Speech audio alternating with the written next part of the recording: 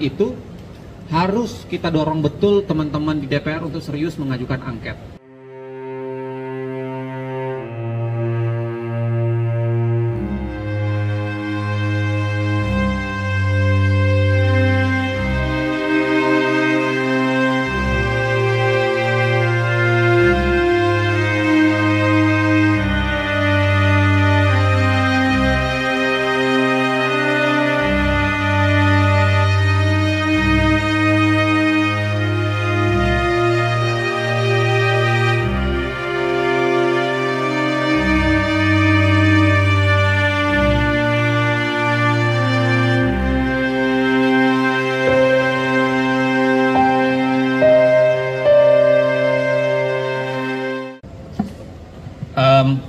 Yang pertama begini, apakah putusan MK itu sudah diambil? Saya kira iya, kita semua paham itu. Kalau dalam prinsip fikihnya itu adalah hukmul hakim yarfa'ul khilaf. Hakim sudah mengambil putusan dan dia menyelesaikan problem. Tetapi pada saat yang sama kita bisa menilai apakah putusan itu baik atau tidak, benar atau tidak. Putusan setelah dibacakan itu menjadi milik publik dan kita semuanya bisa membacanya, kita semua bisa mengkritisinya. Ya, saya kira putusan kemarin tidak mencerminkan apa yang seharusnya. Ada banyak versi, ada banyak hal. Tetapi kalau kita mau lacak kenapa putusan kemarin menjadi seperti itu, sekurang-kurangnya saya kira ada 3 persoalan mendasar. Yang pertama, yang diakui oleh sebagian oleh hakim sendiri. Misalnya oleh Hakim Saldi Isra dan Hakim Arif Hidayat yang mengatakan bahwa kenapa putusannya menjadi seperti itu, karena ada keterbatasan hukum acara yang terlalu ketat. Hukum acara yang memang hanya 14 hari, pembuktian hanya 1 hari, dibatasi jumlah orang yang bisa bersaksi dan menjadi ahli, dan itu menjadi ribet.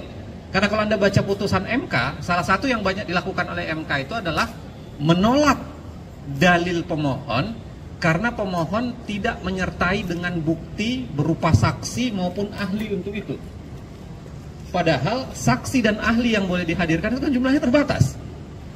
Dalil yang mau didalilkan itu banyak sekali, misalnya ada 20 sampai 30, daerah yang mau dipersoalkan itu berapa, bisa ratusan. Tapi jumlah saksi dan ahlinya kan dibatasi. Jadi bagaimana mungkin semua bisa tercover oleh saksi dan ahli, padahal pada saat yang sama MK membutuhkan saksi dan ahli untuk melakukan proses pembuktian.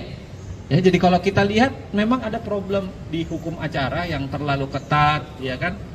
Pertanyaan dibatasi dan lain-lain sebagainya. Jadi catatan kita ke depan berkaitan dengan ini adalah soal memperbaiki konstruksi penegakan hukum pemilu, khususnya pilpres, di pengadilan yang namanya Mahkamah Konstitusi. Karena kalau tidak, ini hanya akan berulang terus. Itu yang pertama. Yang kedua,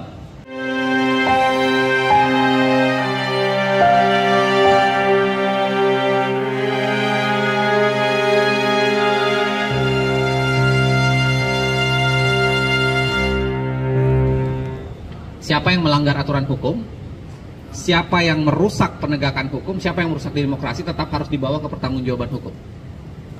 Saya kira bunyi putusan itu setidak-tidaknya 3 orang di center itu jelas-jelas mengatakan bahwa harus ada yang bertanggung jawab terhadap kejahatan demokrasi berupa bansos yang direkayasa menuju ke arah pemilihan dan penggunaan aparat yang direkayasa ke arah pemilihan.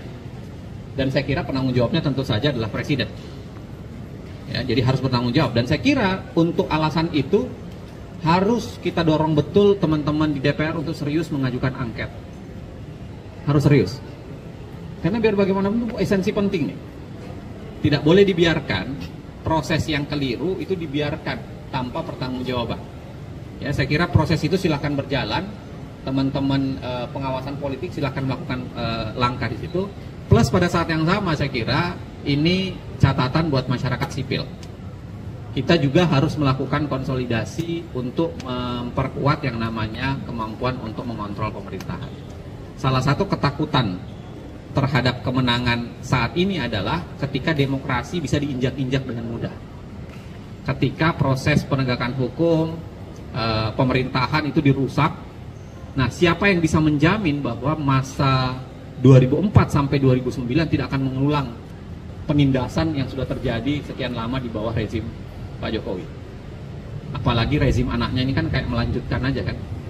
Ini saya pakai istilah kayak orang mau main game. Batas main game cuma 2 kali, dia mau main 3 kali sampai 4 kali, dia bikin akun baru. Ini kayak gitu tuh istilahnya, bikin akun baru, lalu kemudian yang penting bisa main 3-4 kali. Nah, maksud saya adalah ada kemampuan kita harus untuk mengingatkan, ya, dan melakukan perlawanan di titik itu. Dan kita harus bersiap sebenarnya. Bisa jadi ini masuknya musim dingin.